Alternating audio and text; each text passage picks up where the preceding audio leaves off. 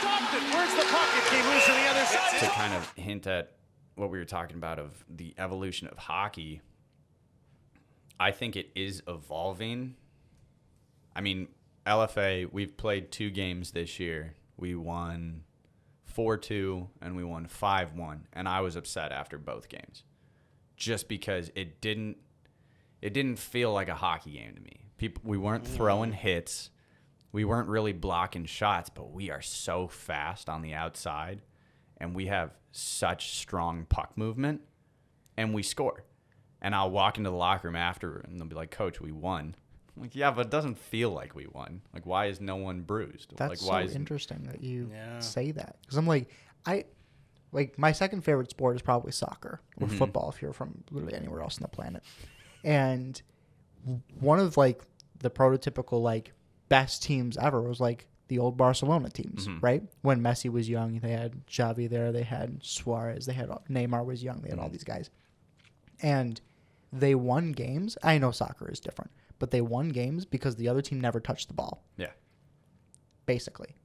You know what I mean? So I feel like hockey can almost work the same way. And I honestly want to see the game go in a direction where, you know, checking can be regressed into like more of a backseat kind of form, and fighting gets taken out completely, and so a game that's safer for the players and more fun to watch. Absolutely. That's sort of what I'm excited to see, and I think it's really going there. And I disagree. I think the Leafs can win the cup this year with that kind of mentality. And I think if you have a strong system with a good coach, that matters a lot too.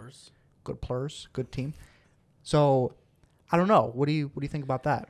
I think that is the direction that hockey's going in. And after my USA Hockey clinics, that's the direction USA Hockey wants the game to go in as well. That hockey has such a laundry list of toxicity based on just social reputation, on and off ice activity. Like it was a sport for the bad boys, and people just indulge that in such a negative way. Really? And I think it's turned very talented players away from the game. And I hate when something like that happens. My second favorite sport is lacrosse. So I think, and just based on the players that I've said I look up to, so much of my game was physical, but I also have headaches probably 4 or 5 times a week.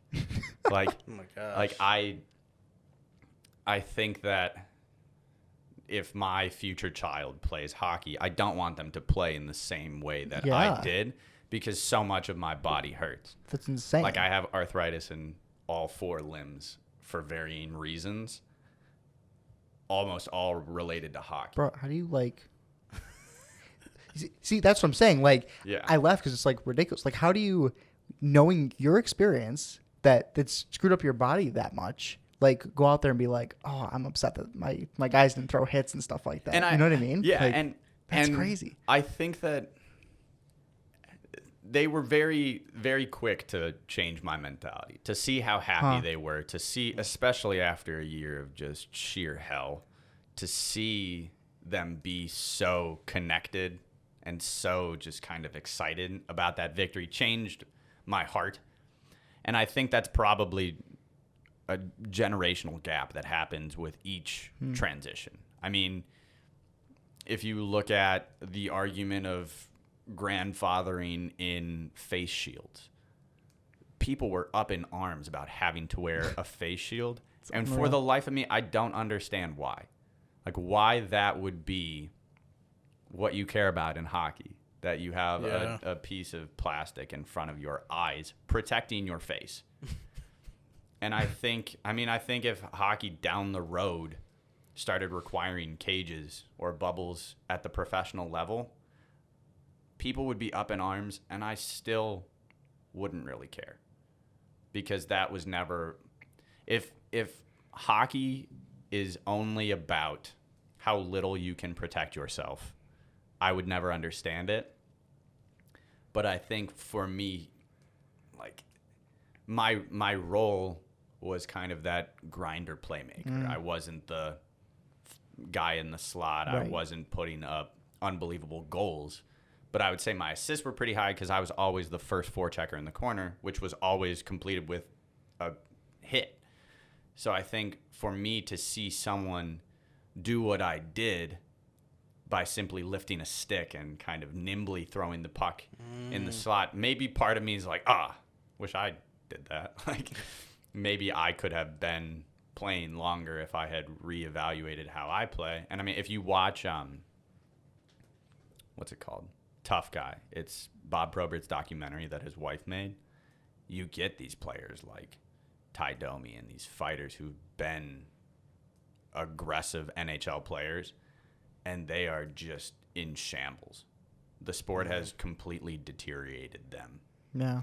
And I wouldn't wish that upon my least favorite player. So I think if the league can move in that direction, I would be fine with it. And I think it's always going to be hard for me to say take away hitting or reevaluate how we kind of construct fighting.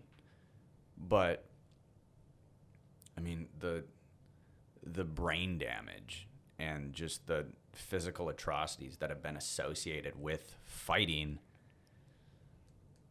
would I forfeit that to save players? Absolutely. Mm-hmm.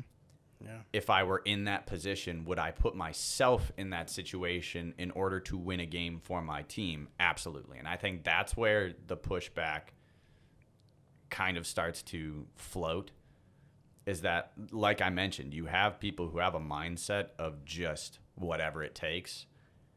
And when you have the ability to fight and to take a puck to the face and to do these very dangerous things with a successful outcome, they're going to continue doing that.